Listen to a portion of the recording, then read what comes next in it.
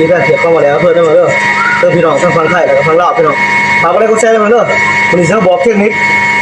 วิธีแก้ไขแครุดพี่น้องวิธีโปรแกรมโปรยังเด้อพี่น้องเด้อวัดตรงมันตัวรองมันดึงตัวอะไรบอกว่ารองมันดึงพี่น้องตอนแล้วมาโปแล้วก็ทมห้อยไม้แล้วก็วัดแทกกึ่งไม้ปาดรองไม้เด้อพี่น้องเด้อคะแนนบ่มีรุดพี่น้องจะได้บ่มีรุดอีกคะแนนร้อยโลพี่น้องนี่กิบเด้อพี่น้องเด้อกิบตัวไม้เด้อผู้ดีโดด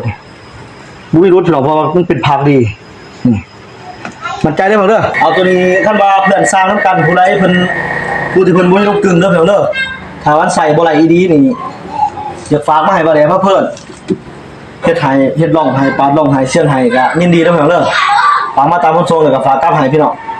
บ่สิเป็นกิบขับกิบหยังมีครบแล้วพี่น้องเด้อขอขอบใจพี่น้องฝากไว้บ่เสียเด้อพี่น้องเด้อ